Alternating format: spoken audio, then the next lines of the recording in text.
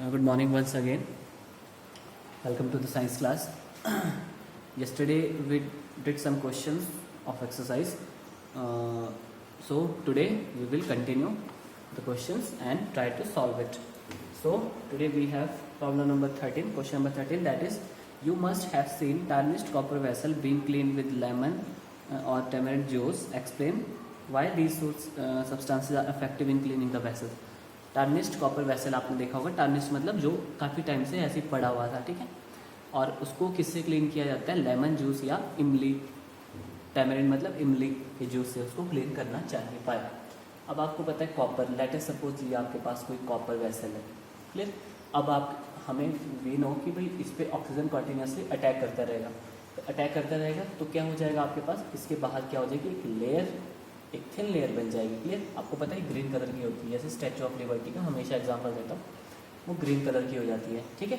तो आपका जो मतलब कॉपर का कलर कैसा होता है, शाइनी ब्राउन होता है, शाइनी ब्राउन। तो क्या होता है इसका, ये अपना लश्यर क्या करता है, लूज करता है। अब आपको पता है कॉपर और ऑक्सीजन मतलब क्या बनाने वाला है, ग्रीन कलर का क्या होने वाला है, कॉपर ऑक्साइड, कॉपर ऑक्साइड बनाते हैं। और वी नो कि जो मेटल के ऑक्साइड होते हैं that is basic in nature, और उनका नेचर कैसा होता है, वो बेसिक होता है। आप देखो अगर इसका बेसिक नेचर है, और लेमन और टैमरिन जूस उसमें क्या होता है, एसिड, वो एसिड कंटेन करते हैं, और एसिड और बेस की आपस में रिएक्शन होगी तो क्या बनेगा, सॉल्ट एंड वाटर, मतलब न्यूट्रलाइज हो जाएगा। आपके पास जो लेयर है वो क्या हो जाएगी, ड्रॉप हो जाएगी, गिर जाएगी, और आपके पास कॉपर का वही शाइनी ब्राउन सरफेस देखने को मिलेगा, clear. So first you will write कि copper react with the oxygen to form oxides which is basic in nature, full stop. Copper loses its shiny brown surface, clear, loses its shiny brown surface and converts into green, clear. Okay, so to retain its luster, this basic layer should be cleaned with the lemon and tamarind juice as they contain acid. Okay, as they contain acid. क्या करना चाहिए, इनको उनसे धोना चाहिए, क्योंकि वो क्या होता है, लेमन और जूस में क्या होता है, एसिड होता है। Okay, full stop. So this greenish layer over the copper will remove away and the lustre of the vessel will remain the same. That's it. एक बार फिर से आपने इसको देख लो, इजी है, कुछ भी नहीं है, अटैक हुआ, कलर चेंज हो गया, कलर को रिटेन करने के लिए कलर चेंज हुआ मतलब लेयर आ गई थी, वो थी बेसिक की, तो उसको एसिड से साफ करना होता है। और आपके पास अब वन थिंग मोर, जो मैं बोल रहा हूँ आपको एज इट इज़ वैसे टेस्ट में लिखने की ज़रूरत नहीं है। आपको जैसा समझ आया है आप वैसा उसको यू कैन राइट, ज़रूरी नहीं है वैसे ही सेम लाइन लिखनी होती जैसा मैं बोल रहा हूँ। आप अपने लैंग्वेज में लिखो, but it should be meaningful, meaningful होना चाहिए, मीनिंगलेस नहीं होना चाहिए, बस that's it. Okay, next is difference between metal and non-metal on the basis of chemical properties. Next question is difference between metal and non-metals on the basis of chemical properties. अब हमने क्या किया था, metal and non-metal का difference किया था on the basis of the physical properties. अब हमारे पास क्या है, question number 14, metal and non-metals का difference बताना है on the basis of chemical properties. Chemically आपके पास कैसे आपके पास मेटल एंड नॉन मेटल में डिफरेंस होता है। तो फर्स्ट थिंग इज आपके पास क्या है, जो मेटल्स होते हैं वो क्या होते हैं, वो इलेक्ट्रॉन डोनेट करते हैं या एक्सेप्ट करते हैं। तो यू सी हर एक जो मेटल्स होते हैं वो क्या करते हैं, इलेक्ट्रॉन्स को डोनेट करते हैं। तो you will right they donate electrons. Example कैसे, एग्जाम्पल आप दे सकते हो कि Na क्या करता है, ये यहाँ से Na पॉजिटिव हो जाएगा और एक इलेक्ट्रॉन इसने डोनेट कर दिया, लाइक दिस, क्लियर। ऑलवेज क्या करते हैं, दे डोनेट, और ये क्या करते हैं फिर, दे एक्सेप्ट द इलेक्ट्रॉन्स। अब कैसे, एग्जांपल जैसे आपका क्लोरीन है, वो क्या करता है, हमेशा इलेक्ट्रॉन को एक्सेप्ट कर लेगा और Cl नेगेटिव में कन्वर्ट हो जाएगा, क्या करेगा, वो उसको एक्सेप्ट कर लेता है। सेकेंड पार्ट, आप अगर केमिकल प्रॉपर्टीज आपने अगर केयरफुली चैप्टर को स्टडी किया होगा देन यू कैन अंडरस्टैंड कि केमिकल प्रॉपर्टीज़ क्या क्या होने वाली है। अब आपको पता है metal react with oxygen to form metal oxide which is basic in nature, समझ आए। यहाँ पे क्या होता है, मेटल, आप ऐसे लिख सकते हो मेटल प्लस O2 क्या बनाता है आपके पास, मेटल ऑक्साइड्स, मेटल ऑक्साइड, और फिर लिखोगे विच इज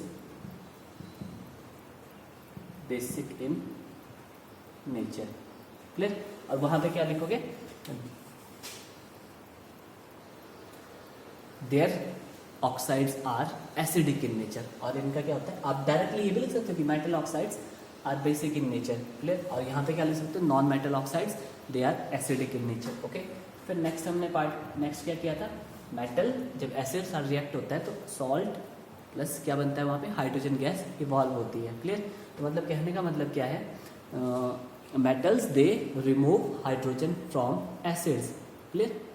या आप बोल सकते हो metals react with acid to give hydrogen gas, और ये क्या करते हैं, they do not react with acid to give hydrogen gas, clear. हमने वहाँ पे स्टडी किया था, ओके। और हमने क्या स्टडी किया था कि आपके पास जो मेटल होते हैं वो उनके जो हाइड्रो ऑक्साइड होते हैं they are ionic in nature. Example कैसे, यहाँ लिखोगे their hydroxide, their hydroxides are ionic in nature, ionic in nature, clear. Hydroxide कैसे, एग्जाम्पल NaOH, क्लियर। अब Na पॉजिटिव होता है, OH नेगेटिव होता है, Na पॉजिटिव OH नेगेटिव, ऐसे होता है, क्लियर। NaOH, KOH, ये सारे क्या आपके पास, hydro oxide, hydro oxide, OH जहाँ लगा होता है उसको हाइड्रो ऑक्साइड बोलते हैं, वो क्या होता है, आयनिक। और यहाँ पे क्या लिखोगे, their hydroxides are covalent in nature, कैसे होते हैं, they are covalent, covalent in nature, covalent in nature, clear. Covalent क्या होता है, ये बॉन्ड हम नेक्स्ट चैप्टर में करेंगे। कोवेलेंट होता है शेयरिंग पेयरिंग से एक बॉन्ड बनता है, उसको कहा जाता है covalent, clear, covalent in nature. Next fifth part, और इनके हाइड्रोक्साइड और देयर क्लोराइड्स, क्लोराइड्स आपने देखा था ना, क्लोराइड्स मतलब कैसे, क्लोराइड मतलब कंपाउंड विथ क्लोरीन, ऐसा कंपाउंड जिसमें क्लोरीन होता है, इट इज आपके पास NaCl, NaCl क्या है, their chlorides are ionic in nature, NaCl कैसा होता है, Na पॉजिटिव Cl नेगेटिव, ये भी क्या होता है आपके पास, आयनिक नेचर होता है। इनके हाइड्रोक्साइड का भी आयनिक नेचर होता है, उनके क्लोराइड्स का भी क्या होता है, आयनिक नेचर होता है। तो इसका कैसा होगा, इसका कोवेलेंट नेचर होगा, covalent, this is fourth part and this is fifth part, covalent in nature. So that's it, I hope you have understood, और इसको नोट डाउन कर लेना। Then we have left with last question number 16. Give reason why copper is used to make hot water tank, not steel. अब बोलते हैं कि जो copper है वो हॉट वाटर टैंक को बनाने के लिए क्यों यूज़ किया जाता है, कॉपर। अब आप देखो जो थर्मस होता है आपके पास घरों में, आपने यूज़ भी किया होगा थर्मस, उसके अंदर भी कॉपर की लेयर होती है, तो वो कॉपर यूज़ क्यों किया जाता है, वहाँ पे स्टील क्यों नहीं यूज़ किया जाता है। हॉट वाटर टैंक, कंडीशन क्या आपके पास, give reason why copper is use to make hot water tank. अब आप देखो स्टील, अब हमने देखा है स्टील किससे बना होता है, स्टील किससे बना होता है आपके पास, स्टील बना होता है आयरन, निकल एंड क्रोमियम से, क्लियर। मतलब कहने का मतलब क्या होता है, स्टील में क्या होता है, आयरन। अब ये आयरन क्या करता है, तो स्टीम के साथ, स्टीम मतलब water in gas, gaseous state, मतलब यहाँ ब्रैकेट में जी लिखा है, मतलब गैसियस स्टेट में H2O आपके पास, it converts into Fe3O4, Fe3O4, it converts into Fe3O4, और फिर क्या हो जाता है, ये क्या हो जाता है, ये क्लोरोड हो जाएगा, और वहाँ से आपके पास अच्छा सॉरी हाइड्रोजन, तो हाइड्रोजन भी तो है, प्लस हाइड्रोजन गैस यहाँ से इवॉल्व हो जाएगी। आपने रिएक्शन पहले नहीं लिखनी है, पहले क्या लिखेंगे, पहले हम स्टेटमेंट्स करेंगे, ठीक है। अब क्या होता है, स्टील में क्या होता है, आयरन, आयरन क्या करता है, उस स्टीम के साथ वाटर के साथ रिएक्ट होता है, और क्या होता है, आयरन ऑक्साइड में कन्वर्ट हो जाता है, आयरन ऑक्साइड, क्लियर। बट जो कॉपर है उसकी कोई भी रिएक्शन नहीं होती है स्टीम के साथ, वो क्या करता है, वो गर्म वाटर की जो स्टीम होगी उसके साथ क्या होगा, वो रिएक्ट नहीं करेगा और कोई भी ऑक्साइड्स नहीं बनाएगा, मतलब कोरोजन वहाँ पे नहीं होगी। बट अगर आप स्टील यूज़ करते हो तो स्टील में जो आयरन है वो वाटर साथ रिएक्ट होके वहाँ पे ऑक्साइड बना देता है और वहाँ पे रस्टिंग भी हो सकती है, रस्टिंग होगी और क्या होगा आपके, इसीलिए हम क्या करते हैं उसको यूज़ नहीं करते हैं। Clear? Then you will write copper is use to make hot water tank, not steel. Clear? because this is because iron present in the steel reacts with the iron to form the iron oxide. Okay, full stop. Copper have no reaction, whereas copper has no reaction. नहीं wait, दोबारा एक बार note कर लेते हैं। इससे क्या हो जाएगा, आप पास ना जो टैंक होगा, लेट अस सपोज ये आप पास टैंक है, ये टैंक है और इसमें क्या है, वाटर है, जिसमें स्टीम आ रही है, वो क्या होता है, लेट अस सपोज ये स्टील लिया है, स्टील, ये क्या होगा, इसके साथ रिएक्ट हो जाएगा, ये आयरन और ये वाटर रिएक्ट हो जाएगा और यहाँ से ब्रेक होना स्टार्ट हो जाएगा। इसकी बॉडी क्या होगी, अगर मानो इतनी थिक है तो बाद में वो पतली होती जाएगी और वो ब्रेक होने लग जाएगा। कुछ टाइम बाद क्या हो जाएगा, वो स्टील टैंक आपका ब्रेक भी हो सकता है, उसकी बॉडी क्या हो सकती है, वीक हो सकती है। सो लास्ट में ये रिएक्शन लिखना है, पहले लिखोगे कि copper is use to make hot water tank, not steel, because iron present in the steel reacts with the water to form the iron oxide. Okay, so the body of the steel tank will become weaker. क्या हो जाएगी, वो weaker हो जाएगी। Full stop. Next line से लिखना, whereas copper has no reaction with the steam. Copper has no reaction with the steam and do not get corrode easily. और वहाँ पे corrode भी नहीं होता है, वही दैट्स, बस ये इसका आंसर। अच्छा okay, last is that is question number 16 था ये।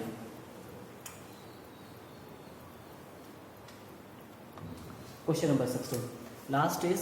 अब नेक्स्ट क्वेश्चन नंबर 15 बोलता है, अब आपने देखा होगा कभी डोर टू डोर कुछ लोग आते हैं, वो कहते हैं हम आपके सोने से बनी ज्वेलरी को साफ कर देंगे, उनको चमका देंगे। अभी भी आपने देखा होगा आते रहते हैं सेल्समैन या कोई भी ऐसे आ जाते हैं और वो कहते हैं कि हम आपके ज्वेलरी को साफ कर देंगे। ठीक है, तो वहाँ पे जो सॉल्यूशन यूज़ करते हैं, question number 15 is saying that, वो कौन सा सॉल्यूशन यूज़ करते हैं, दे यूज़ एक्वा रेगिया, ये सॉल्यूशन वो यूज़ करते हैं। क्लियर? एक्वा रेगिया किसका मिक्सचर होता है, ये this is a mixture of, हाँ इंपॉर्टेंट है एक्वा रेगिया, बहुत बार एग्जाम में आ चुका है पहले भी, this is important. Aqua regia important कि व्हाट इज एक्वा रेगिया, तो you will write aqua regia is a mixture of concentrated HCl and HNO and HNO3। Okay, HNO3 भी लिख सकते हो और you can write nitric acid. HNO3 को nitric acid कहा जाता है। ठीक है, दोनों के दोनों क्या होने वाले हैं, कंसनट्रेटेड होंगे दोनों के दोनों। ठीक है, जो कंसनट्रेशन होगी ना किसकी, H पॉजिटिव आयन की बहुत ज़्यादा होती है इसमें, मिक्सचर ऑफ कंसनट्रेटेड HCl है। अब देखो वो क्या करते हैं, जो आपका ज्वेलरी है जब उसको वॉश करेंगे, लेट अस सपोज ये आपकी ज्वेलरी है, जब इस सॉल्यूशन में इसको वॉश करते हैं वो, तो क्या होता है, ये यहाँ से करोड़ होने लग जाती है। ये क्या होगा, यहाँ पे आपका जो ज्वेलरी होगी वो करोड़ हो जाएगी, कुछ पार्ट उसका क्या है, वो ऐसे सॉल्यूशन में यहाँ पे असेंबल हो जाएगा, ऐसे उसके पार्ट्स असेंबल हो जाएंगे और आपको बोलेंगे। अब आप कभी भी उसका वेट कर लेना, बिफोर क्लीनिंग कितना था और आफ्टर क्लीनिंग देखोगे वो बहुत कम वेट हो जाता है उसका। तो मतलब वो क्या होता है, यहाँ पे ऐसे असेंबल हो जाएगी और बाद में क्या करेंगे, फिल्टर करके वो सोना ले जाते हैं। मतलब कहने का मतलब क्या है, एक तीर से दो शिकार करते हैं। वो आपका सोना साफ कर दिया, आपको मेंटली सेटिस्फाई कर दिया और साथ के साथ क्या कर दिया, आपका वहाँ से जो गोल्ड था वो क्या हो गया, वो यहाँ पे असेंबल हो गया, बाद में फिल्टर करके वो इसको चुरा के बेच देंगे और वहाँ से उसका दोबारा बेनिफिट हो जाएगा। So that's it, our chapter is over. Question number chapter number 3 is over. So कल से कंटिन्यू करेंगे, we will start our chapter number 4 that is carbon and its compound. कार्बन और उसके कंपाउंड्स को कल स्टार्ट करेंगे। कंटिन्यूसली स्टडी करते रहिए और सेफ रहिए, सुरक्षित रहिए और सेहत का ध्यान रखिए। Be happy, that's it.